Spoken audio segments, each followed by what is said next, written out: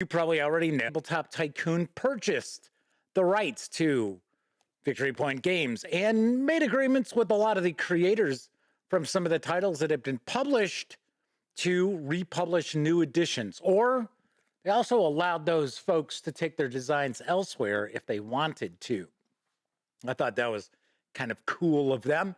So we are going to be taking a look at this solitaire game in just a bit.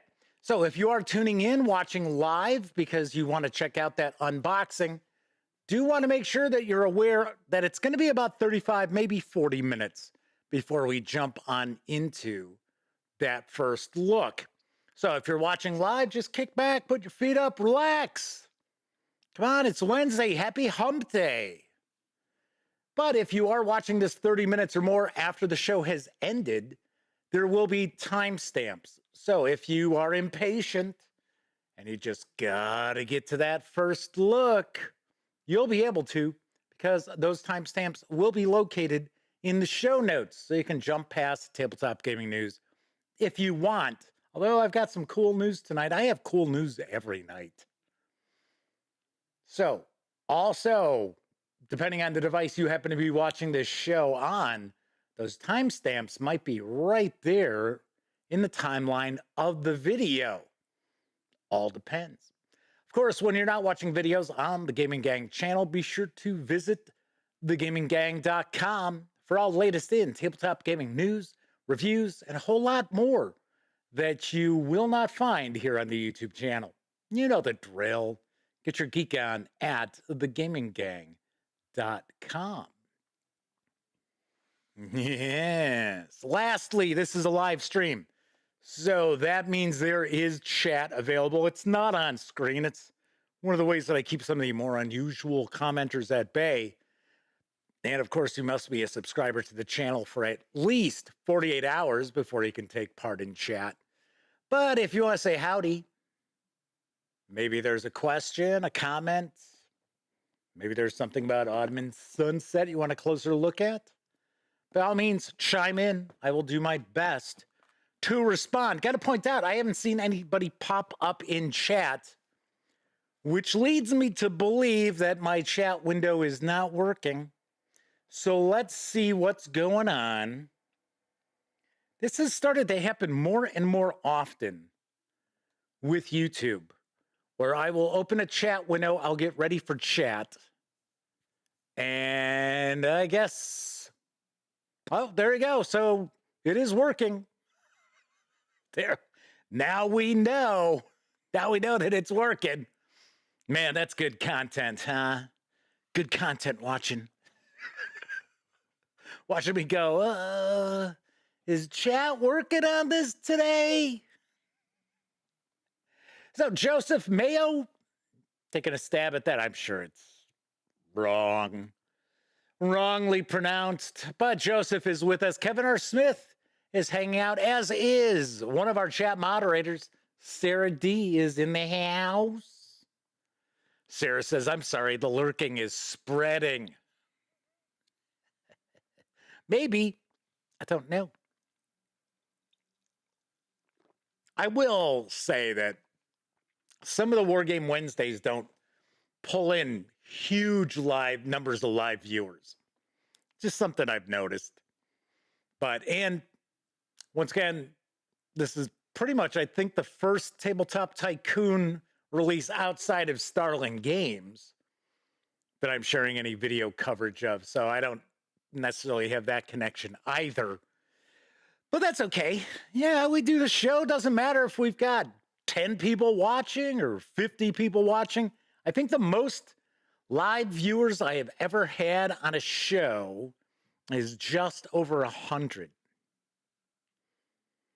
And can't complain, because I know I've seen some Board Game Geek live streams that had like 100 people watching. So it's like, wow, okay, all righty. So who else do we got? Jack Hanks is hanging with the gang tonight. Let's jump on into the news, because arriving next month from Hachette Boardgames is Virtual Revolution. I've got the skinny. The cyberpunk setting of this game is based on the universe of the feature film Virtual Revolution, which released in theaters in 2016 and is directed by Guy Roger Duver, the designer of the game. So this is actually designed by the director of the film. So that is interesting. A novel was also published as a prequel to the film. As the head of a multinational corporation producing virtual universes, take control of Neo Paris and the verse market after a merciless struggle against your competitors, each more corrupt than the last. Oh, I'm sure you, as a leader of a multinational corporation, are pretty corrupt as well. Expand your influence, set up your servers, develop verses, recruit agents, and let them get their hands dirty for you. But avoid attracting the attention of the necromancers. These cyber terrorists, also known as necros, will do anything to take you down. Will you manage to become the most influential corporation in Neo Paris? Virtual Revolution is for 2 to 4 players, ages 14 and up. Plays in around 90 minutes. It's going to carry an MSRP of $54.99 when it arrives in stores on my birthday, October 24th, which I do believe, I think falls on a Tuesday. So I will actually be doing a show on my birthday, as far as I know, because I'd never have like surprise parties or anything. I'm 56 years old and I've never had a surprise party. Actually, it's okay. I don't mind. I did have one birthday party, one as a kid. I mean, where you had friends and stuff. I mean, I have get-togethers with like family and, close circle of friends, but you know what I mean? Like a big, oh my gosh, there's 50 people here. Well, I never had one of those parties, but I did have one at McDonald's, I think when I was 10. Yes, with the lousy orange drink and everything. Flaming Heron's with us in chat. Says, well, surprised it's your birthday. I would be surprised because today's not my birthday. Yes. All right. Moving right along, let's talk about some role-playing game news. Because available in print from Diogo Negura, I'm sure that's not even close. An Exalted Funeral is Cosmosaurs. Here's the scoop. You and your companions travel through the stars to help all sorts of people, planets, and organizations by preventing disasters, battling assassin robots, banishing chaos mutants from the void dimension, and facing all kinds of weird dangers. You play a Cosmosaur in this game, or Soar. You're a member of an elite force of dinosaur space rangers that defend the galaxy against all forms of threats, both internal and external. You fly in your spaceships, working as a team, acting as explorers, diplomats, defenders, and, if need be, soldiers against those who destroy what was built by the many civilizations. That's it. The game has a minimalist action-focused system with a strong narrative bent. It is inspired mainly by 2 of John Harper's games, Lasers and Feelings and Blades in the Dark. And the setting is inspired by the fantasy science fiction cartoons of the 1980s, especially the amazing Dino Saucers. Gameplay is fast and exciting, using a streamlined system inspired by Lasers and Feelings and Forged in the Dark. The game functions on a D6 dice pool system using 2 characteristics. Cosmo, your technical, military, and academic skills. And Sours, your physical, combat, and bestial skills. Every character also has a set of traits that not only sets them apart from each other, but establishes truths about themselves and the setting. It's a game perfect for an action-packed, fast, and fun space fantasy adventure with dinosaurs and obnoxious villains from Saturday morning cartoons. The 75-page A5-sized hardcover with PDF is available through Exalted Funeral for an MSRP of $30, or you can grab just the PDF alone over at Drive-Thru RPG for $14.99. We'll say this has a very unique art style. It is jumping off the screen. Tell you that right now. I guess this could be, good for some laughs. I don't know. This is, I'm trying to remember. I think it's Old Skull Publishing is the, publishing company that the creator of this game has. And if memory serves me correctly, I believe he does a lot of D&D stuff, if I remember right. So I am talking about Old Skull Publishing, not to be confused with a news piece later on. Do want to make mention of that because I'm sure that will pop up after this next news piece. Zozer Games and Bundle of Holding have teamed to bring back a popular money-saving offer on the Hostile role-playing game. Here's the deets on the deal. Adventure! Name notwithstanding, this Hostile bundle, resurrected from April 2022, is a friendly offer of the tabletop science fiction role-playing game of deep space alien horror, Hostile, from Zozer Games. Based on the Cepheus engine rules, closely modeled on classic Traveler, Hostile is a gritty retro future setting inspired by movies like Outland, Blade Runner, and Alien. A universe of harsh planets and toxic atmospheres, claustrophobic space freighters, and brutal industrial colonies. Ancient horrors entombed on icy moons. Killer ETs, perfectly evolved to survive at any cost. Whether you're a combat-weary veteran or a miner on a grungy corporate star tug deep in the extraction zones, Hostile pits you against deadly hazards in an unforgiving void where no one can hear you scream. I remember that tagline from a movie way back, eh? This revived April 2022 offer gives you a new chance to get much of the Hostile line for an unbeatable bargain price, an obviously generous and well-meaning gesture.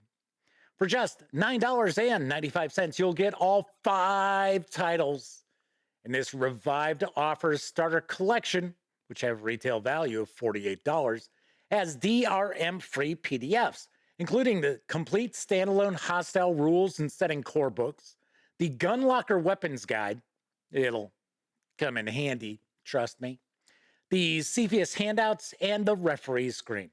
And if you pay more than the current threshold price, at least this was the threshold price earlier today, of $20.56, you'll level up and also get this Revival's entire bonus collection with 8 supplements worth an additional $56, which will let you build out your pitiless universe. You'll get 3 guides to survival on bad worlds that don't want you, Explorers, Dirtside, and Colony Builder. 2 bestiaries about entities that really, really do want you to feed on, probably. Alien breeds and synthetics. 2 hardware and vehicle guides, gunboats and shuttles, and Marine Corps Handbook 2215, as well as a campaign framework well described by its title, Crew Expendable. These savings will run through October 2nd, and 10% of your payment after gateway fees will be donated to Direct Relief. I have always heard good things about Hostile. And I have heard good things about the Cepheus engine, which I will be very honest, I have never looked at either one. But I do understand the Cepheus engine is really built strongly on the classic GDW Traveler role-playing game rules. So those little black books, Yes, I had those. Little box with wasn't it 3 books that came in the box? Pretty sure. I'm pretty sure it was 3. I know I had the first 7 that came out. Although the reality is, I think I ran Traveler twice. That was it. Another role-playing game that I just would buy stuff and be like, okay, all right, cool. Personally, in my opinion, classic Traveler, solid rule set. Adventures the adventures could be cool, but just their presentation was always like really dry. You think old AD&D modules are dry? Man, you need to take a look at old Traveler adventures. Wow. Flaming Heron says, okay, your little black books aren't the sort of little black books that came to my mind. I had those too, just not for role-playing. Well, we won't go there. Yes, Roger Perdomo and Bill N are with us tonight. Welcome to you both. Let's move on to my final news piece. Once again, as I mentioned, please do not confuse Old Skull Publishing for this news piece, because now available from author Kent David Kelly and Wonderland Imprints is Old Skull Swords and Sorcery Book 1, Adventurers. Here's the lowdown. Arnisonian, Gygaxian. Modern rules clarity, 1974 sword and sorcery feel. In his most ambitious work to date, I have to chuckle because I have a feeling that Kent David Kelly wrote this, and I always laugh when I see stuff written by the authors. I can't say that he did, but I just find this is kind of funny. But in his most ambitious work to date, Kent David Kelly of Wonderland Imprints proudly presents to you the Old Skull Swords and Sorcery OS&S fantasy role-playing game system, the culmination of over 10 years of development. Book 1, Adventurers, is the ultimate guide for old school character creation, providing players and game masters with everything they need to orient themselves in the classic world of fantasy, witchery, and high adventure. The OS&S system is a game unto itself, but it also serves as a mega supplement for your favorite BX system of choice for characters levels 1 to 20. The focus in this tome is on completeness rather than bulleted summaries. This volume is designed to be fully compatible with other faithful interpretations of the original Swords and Sorcery games, such as Holmes Basic, Menser Basic, Menser Expert, Moldve Basic, Moldve Expert, and many other similar and quality game systems crafted via the Open Game license. Here you'll find deep and insightful rules for creating your own player characters, heroes, and anti-heroes, who ready themselves to battle fearsome monsters in search of gold, glory, and ultimate triumph, or a grisly demise in dungeons deep. There are also complete rules for character empowerment, level progression, equipment, spells, personalization, and much more.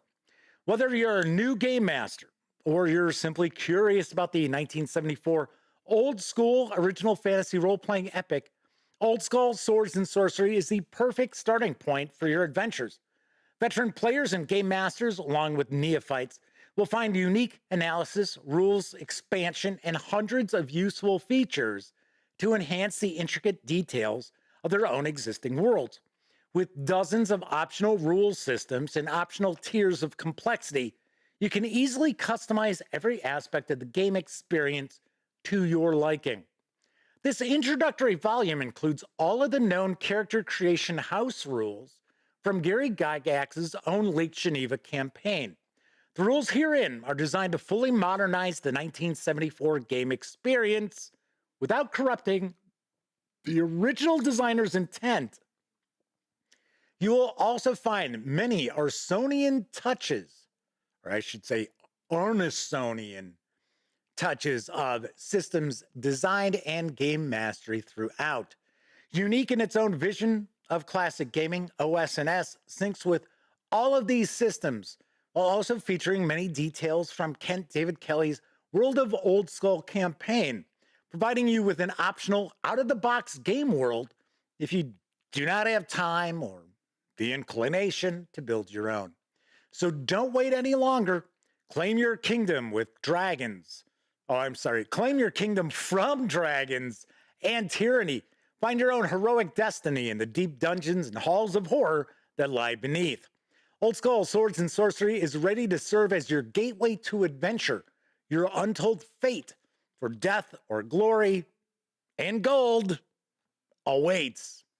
You can score the 498-page illustrated PDF over at Drive-Thru RPG for a special sale price right now of $4.99.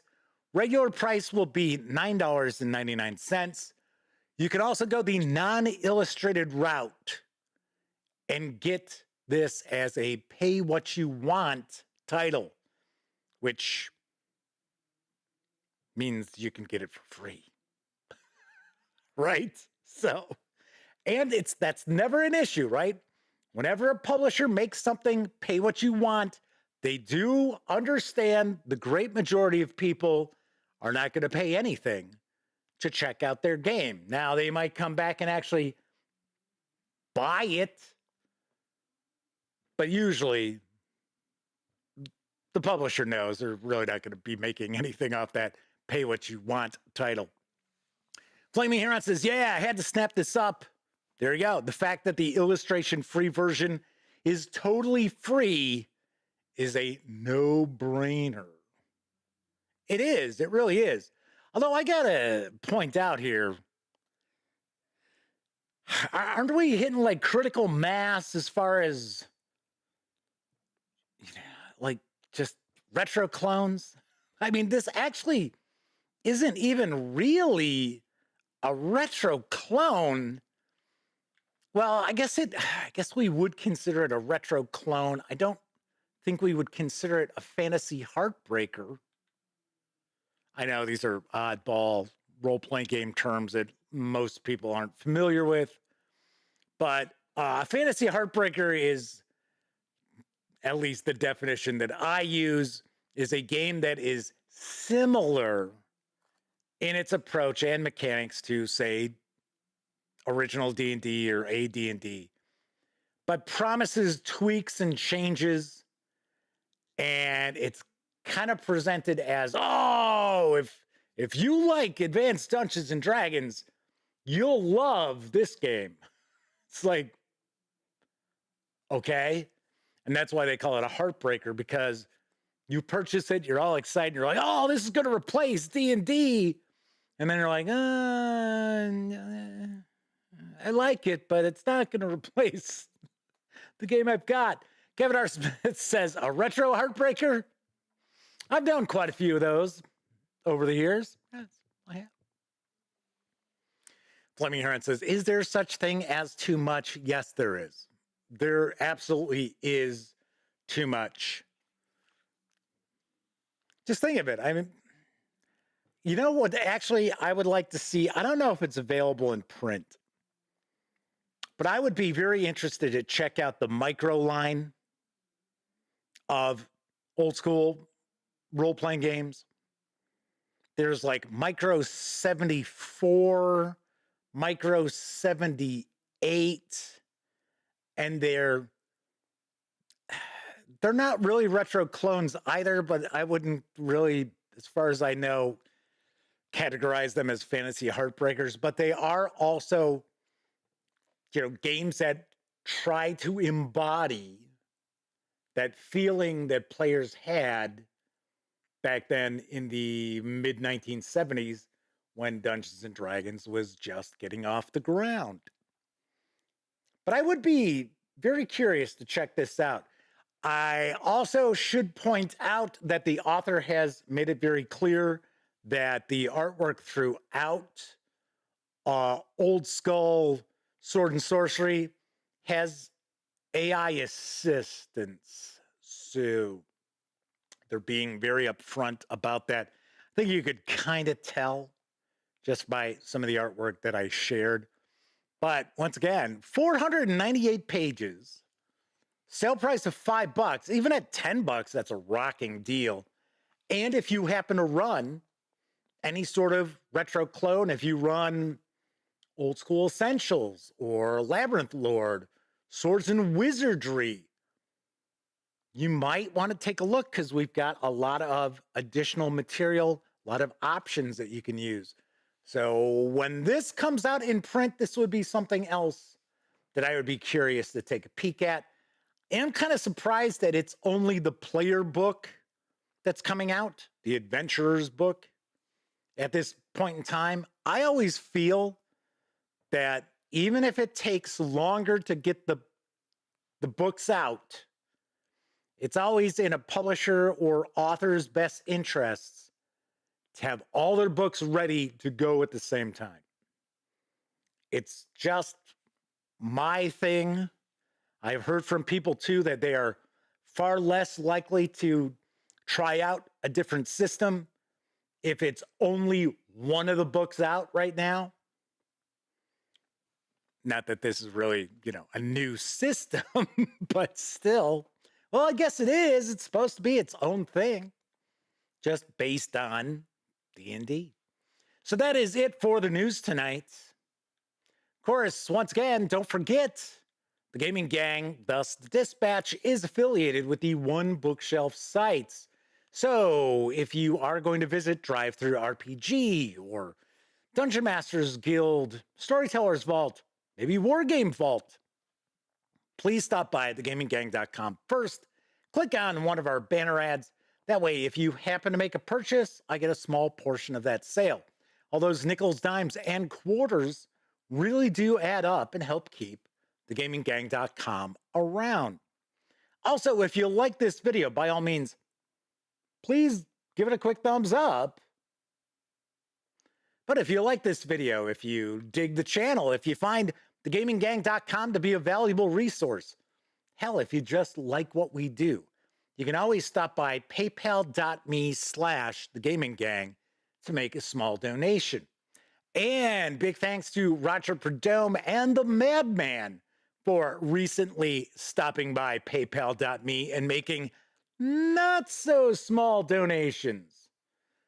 Big tip of the cap to everybody out there who uses the banner ads and or stops by paypal.me/thegaminggang. Bill N says chasing nostalgia can be tough. I agree.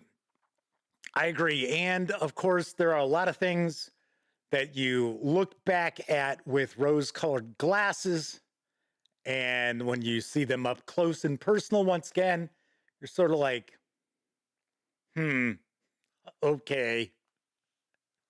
One of my favorite kind of realizations that things from the past aren't always as great as you may have remembered was, and this was actually in high school.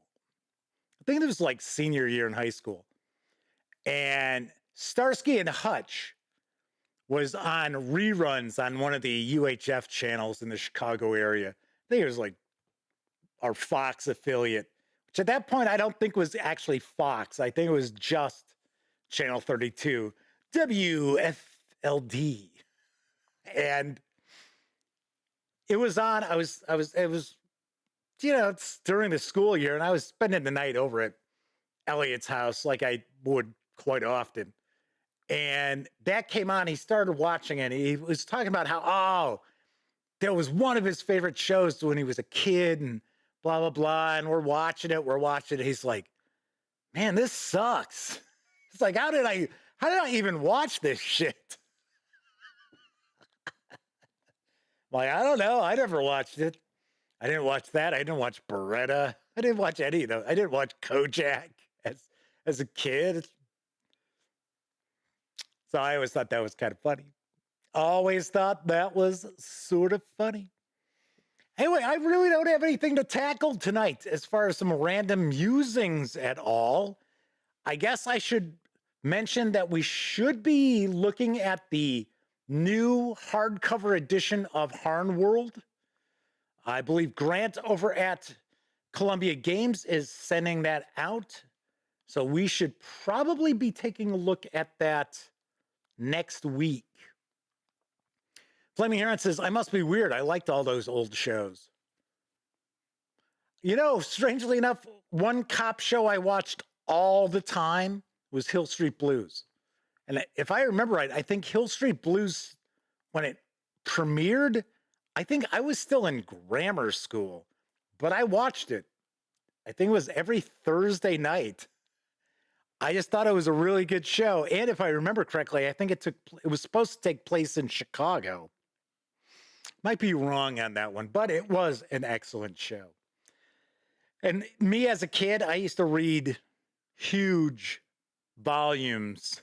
You know, I would do book reports on books like Salem's Lot, and other kids would be doing book reviews on Nancy Drew. So, Fleming Heron says, loved Hill Street Blues. My dad actually got me into that.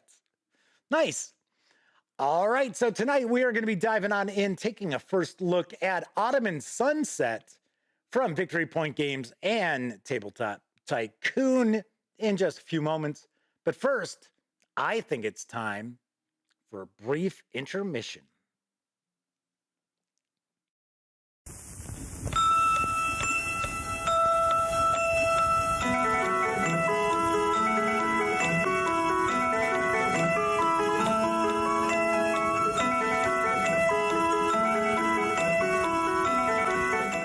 Hungry? Thirsty? The snack bar is open. There's hot, fresh, delicious popcorn. And it's even better with butter. You'll also find refreshing ice-cold soft drinks. And your favorite candy, too. So we invite you to visit the snack bar at your convenience. The best candy on earth comes from Mars, Milky Way. Hey, diddle, diddle, there's milk in its middle. Milk in its chocolate, too. There's so much milk in the Milky Way, you can almost hear it. Wholesome and good. That's Milky Way.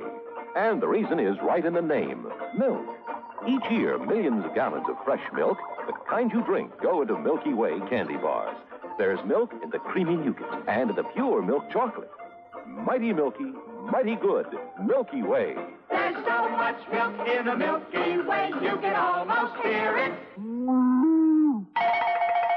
The best candy on earth comes from Mars. Darling, if I marry you, will you keep me in Wilkins coffee? Boy, will this be a soggy romance. Snow, rain, mud.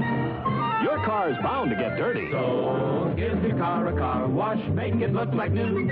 Watch it in the car wash that lets you see right through. Mr. Kelly's Car Wash, that's the one for me. Hey, Mr. Kelly! Wax it beautifully. Drive up the ramp, hook the chain, it runs by battery. Clean, scrubs, and dries your car automatically. Mr. Kelly's Automatic Car Wash. What a toy! From a hidden tank, fill overhead water tower, hook on car, throw switch, and automatically cars are wet down, scrubbed all over, and dried while you watch. Mr. Kelly's Car Wash comes with 2 late model cars, car wax, towels, sponges, and even a sign. Hey, Mr. Kelly, clean my car like new. Mr. Kelly's Car Wash lets you wax them too. Every boy wants a Remco toy, and so do girls. Mr. Kelly's Car Wash, that's the one for me. We hope you're enjoying your visit here this evening. Now, on with the show. Hey, Jimmy, you want to come over and play with the Remco car wash toy? Hello? Jimmy? Hello? Wow. Talk about a boring toy. Kevin R. Smith says, $1.25 for a car wash. What a deal. Just think, Ladies' Day, 99 cents. Even better deal. Even better deal. And in case you were curious, that was Buster Keaton in that Milky Way commercial.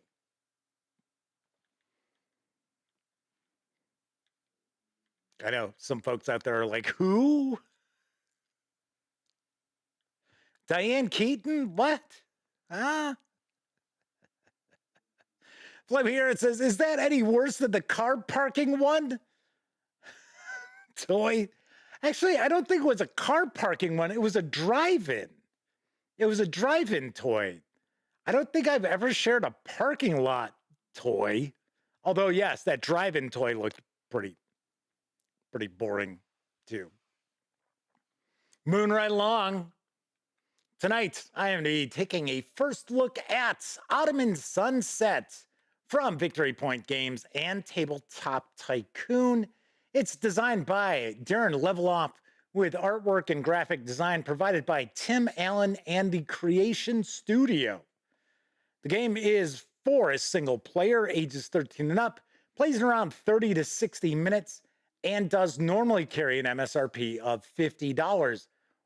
As of right now, this is available at the Tabletop Tycoon site for $40. In fact, the various different Victory Point Games titles we'll be looking at over the next few weeks are on sale right now for $40. Flaming Heron says, oh, sorry, I just remember having those not from one of the intermissions. I'm not sure what Flaming Heron means there. Oh, having one of the parking lot toys. Oh, okay. I was going to say, yeah, I don't, I think I remember correctly. There was like a Fisher Price parking lot that was designed for like little kids. If memory serves, I might be wrong on that, but for some reason, I think there was a parking lot set, but it was for like really small kids. Swing on over to the other camera because here I've got Ottoman Sunset, the Great War in the East, 1914 to 1918. And I am going to get the shrink wrap off here. Before I jump on in, do you want to mention the fine folks over at Tabletop Tycoon were kind enough to provide me with this review copy, but neither I nor anyone else affiliated with Gaming Gang has received any other sort of compensation for me to share this coverage with you. And these days, it's very important that you know that. Let's take a look at the back. Ottoman Sunset is a standalone solitaire States of Siege game set during World War I from 1914 to 1918. The player controls the Young Turks as they try to keep the Ottoman Empire alive amidst the struggles of the Great War. Large-scale actions, each turn represents a few weeks' time. Each unit represents one Allied front. Winning requires survival to the end of the war, avoiding military disaster or the collapse of the nation's will to fight. Can be combined with Habsburg Eclipse for a two-player game or just a much more in-depth game. So it looks like we've got a catalog. So Nemo's War. So here we've got, these are the new VPG releases, which I showed you last night. I got all of them. And we also have Healthy Heart Hospital we'll be taking a look at. Black Orchestra, Starland Games, love it. There's Healthy Heart Hospital. Exo World Survival, not familiar with that. Deadly Dowagers, that's Sparkworks, which is now what Healthy Heart Hospital is part of. It's under that, I guess, trade dress, really. Everdell, fantastic game. All right, so just showing off some of the new and hit games. So we got a rule book, punch board. So we've got our map. So first of all, let's take a look at the rule book.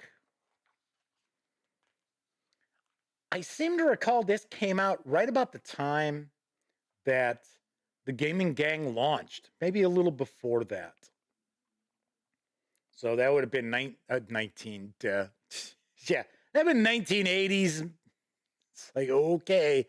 Kathy Evans is with us in chat, says they had the Fisher-Price parking lot. It was a fun toy and well built.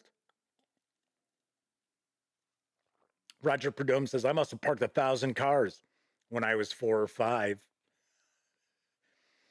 I thought they have laws against child labor in Canada, Roger.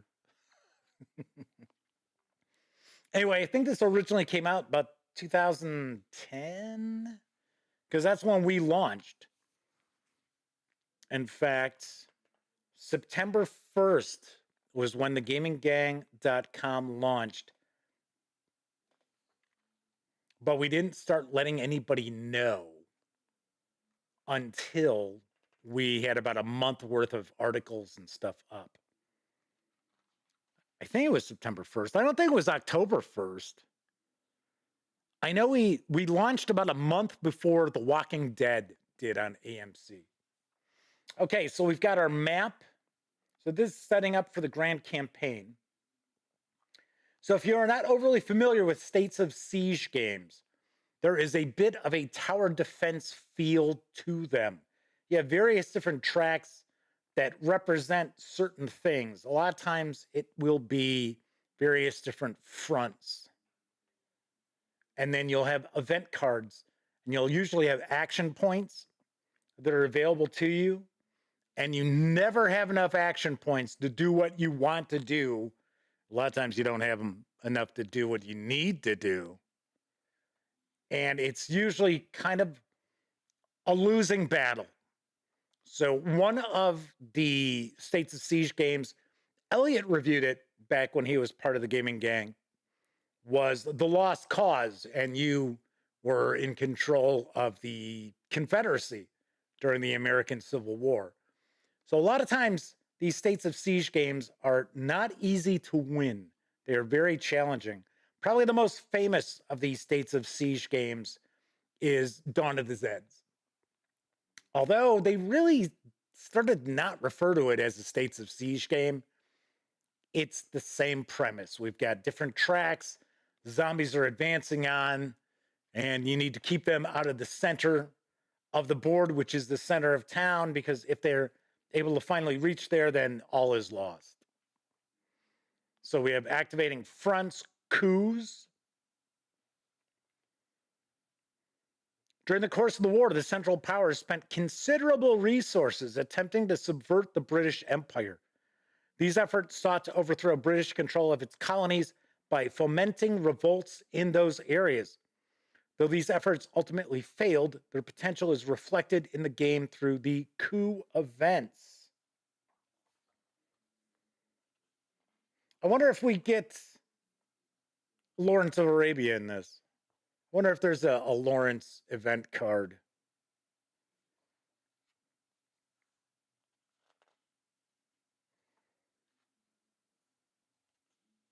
So we have winning the game. There's only one way to win the game, and that is by surviving all of the event cards without losing. Once you have completely resolved the last card, determine your level of victory by adding up your victory points. Then we get an extended example of play. Then we get some design notes, it looks like. We've got the history of the Ottoman Empire of that time period. Optional rules.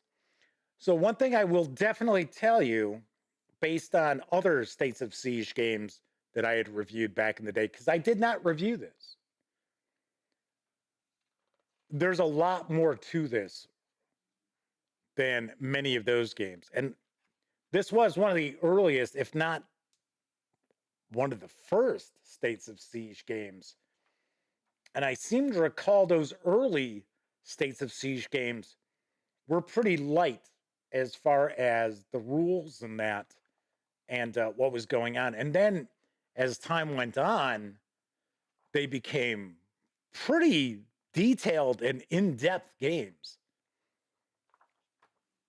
There was a point in time when Alan Emmerich ran Victory Point Games where no one would touch their games. No one would review their games outside of, I think it was Fortress of Ameritrash and the Gaming Gang.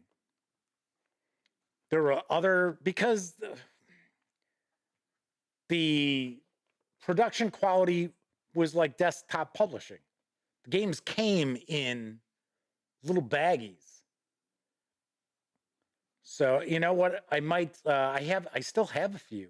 I have some that will probably never see the light of day again. Maybe when we take a look at Habsburg Eclipse, I'll break one out and show you what they looked like back then. So we only have one punch board. This is the 3rd edition of Ottoman Sunset, I see. So we've got our tokens, dual-sided. We have our board. But yeah, there were a lot of companies, I shouldn't say companies, a lot of outlets that just were, they refused to even bother to take a look at the Victory Point Games titles that would come out. And they were good. There was a lot of game packed into them. In fact, I took a lot of flack from people because when the first edition of Dawn of the Zeds came out, it was my game of the year. And there were a lot of people who were like, how in the world could you have that as your game of the year? Look at it. And I was like, yeah, have you played it? It's like, I don't give a shit what it looks like. Have you played this game? Oh, no. Right, so we've got various different tracks here. This is what I'm talking about with the different tracks. So it looks like we have 4, and one of them actually combines over here. Then we also have kind of a zoom in on the Narrows, and a zoom in on the Gallipoli front. I don't know if these were in the original game, because usually the older States of Siege games were like this, and they were on like just paper boards and stuff. So very nice. This looks very cool. Got our Turkish National Will Track. Victories, defeats, stalemates. Intelligence Bureau, off-map theaters over here. War weariness. Cool. Okay, so what we're going to do next is we're going to look at the cards. I think we might have a few different scenarios, and I will zoom in to take a look at these.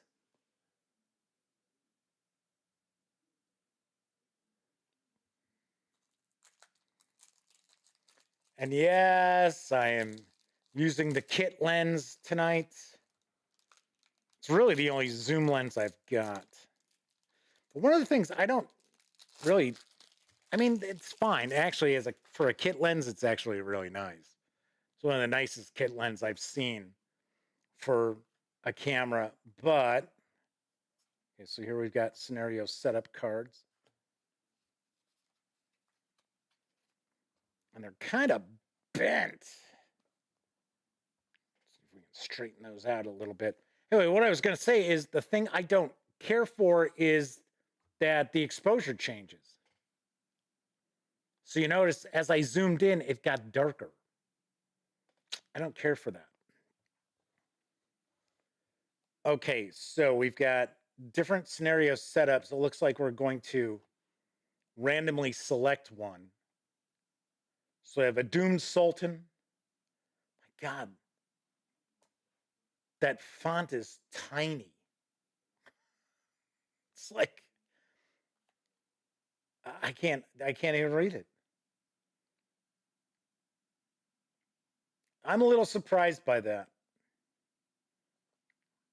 So we have a no, that's the Grand Campaign. Okay, so that's 1914, 1918. So the 1915 scenario, 1916 scenario, 1917 scenario. Honestly, I would have liked to have seen this in the book, because that is just too tiny. I would have to certainly bust out reading glasses. I mean, I can see it says, after long years of fighting the Ottoman Empire, and that's about all.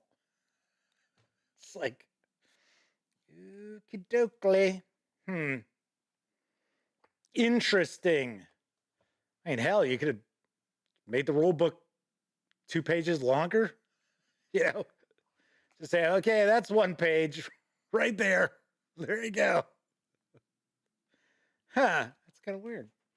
I would think that the rest of these cards aren't going to be like that. They are. Oh my gosh. Yeah, I don't know. Okay, so of course here we're getting all of our, this looks like this is just flavored text, right? So this is just giving us historical information, which I love. I love that it's doing that. And then we have, like I said, remember I was talking about, oh, you'll get these action points and you just never have enough points. So as an example, this card here, you'd have 1 action. And then this is going to show what track are you going to advance against you. So this is the Mesopotamia track. So once again, you're trying to fight these back. Kevin R. Smith says, what's better than a small font? A small font in italics. Yeah, this is very surprising, because keep in mind too, this is a war game. And war games appeal to older gamers. We talk about the graying of the hobby all the time. And the reality is, yes, do you need to be able to read all that? No. I mean, yeah, really, to play the game, this is what you need is here. But even that could be bigger. That's a lot of empty space here. Of course, it's filled up there. We're not going to look at all these cards, but Jihad declared. I don't know. I think it'd been better served if the cards had been printed like so, and just left this historical text to a sentence or 2. See what else we got. Enver to the front. Forcing the narrows. And I would think, depending on the scenario that you're playing, you're going to have, you're probably going to seed your deck. Royce is with us in chat, says, seeing this stuff is of paramount importance to me. Deal breaker. Yeah, I can tell you right now that this would, I shouldn't say would, this is going to be a negative factor in the review that I do of this. I mean, okay, so like, look at that. How are you supposed to read that? Yeah, this is, you know, I'm sure this game is pretty good, but, you know, you're essentially forcing people to break out reading glasses or magnifying glasses. So here it says, flip the Mesopotamia front to the mod side and place it in Basra. Place the siege of Kut victory in the victories box. And then you're advancing on those front. I'm just trying to read, trying to see, because obviously I'm not going to sit there and read like from here. I would normally be holding a card like this in my hand, right? I mean, I can make out this not easily, but I can. And the historical text is even more difficult to read. And as Kevin jokingly pointed out, but it is true, a smaller font in italics is more difficult to read than just a small font. Flaming Heron says, even some of the symbols aren't very clear. It's just, they're just really small. All right. Asia Corps. King Constantine flees Greece. U-boat campaign. I think one of the other things, because of this not being printed like so, is that you're really not getting as much bang for the buck with the artwork and the images in this. Bolshevik Revolution. Army of Islam. Because it actually looks like the artwork is pretty cool in this. Looks pretty good. I don't know. A little disappointing with those cards. But as Royce pointed out, said, that's a deal breaker. If I were Tabletop Tycoon, I would look to, I have like a PDF or something that would be available, or even throw like an errata into the box. And granted, you don't have to reproduce this stuff, but just because you can read the number off the top. Just say, okay, this is what it says, and in nice, clear, font. Ray says, geez, how about bigger cards? Well, I mean, these are good size. These are, playing card size cards. I mean, you don't really need a tarot size deck of cards for this. But yeah, that's, I don't know, ladies and gents, boys and girls. This is a head scratcher as far as the decision of the layout of these cards. So, I could see if you had a card where there's like tons of stuff going on. Okay. But we've got cards like this where it says, okay, no event this turn. Advance here, 1 action. Couldn't make that bigger? Come on. Look at all this empty space. Okay. All right. Well, I am going to play this. I am going to review it. But I am surprised by that. Okay. And then we get some baggies for our tokens and counters. We've got our tiny font cards. Zoom back out. Now watch the background on the table here, how it lightens in color. See? Like I said, it's something I'm not a big fan of with this lens. So we've got the game board. We've got the counters, our punch board there.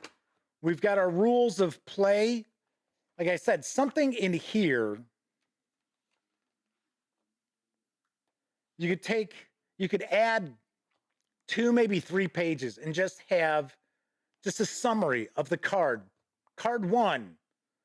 You don't need the historical text. Just give me what the card says it does, right? So tell me, advancement on these tracks. How many action points am I going to get? What special thing just took place? Boom. You wouldn't even need more than, say, 2-3 sentences. And granted, there are quite a few cards. It looks like about 60 or so. But still, you could easily add that in there. That's, like I said, that is a head scratcher, folks. Roy says, tiny is an understatement. That was microscopic. Yeah, I got to get my electron microscope out so I can read these cards and play Ottoman Sunset tonight. But I will have a review of Ottoman Sunset in the not so distant future. And of course, you can tell right now that I'm going to be dinging it for those cards. So hopefully it plays well. We'll find out. So that is it for this time out. Pretty fast show again tonight. That's cool. That's cool. I'm trying to keep the shows around an hour, but I know there are times when I do my random musings that go on for like 20 minutes. So didn't have anything really that caught my eye tonight. Anyway, tomorrow we are diving on in. We're going to be taking a first look at basic role-playing from my friends over at Chaosium Inc. I guarantee the font in this book will be larger than what was on those cards. So we're going to be taking a look at this. Then on next Tuesday, we're going to dive on in, taking a peek at Healthy Heart Hospital, which is also from Tabletop Tycoon. It is with their Sparkworks imprint. And funny enough, this was a Victory Point Games title. This was kind of their first Euro game. Once again, I don't like that term, Euro game, because then it leads people to say Ameritrash.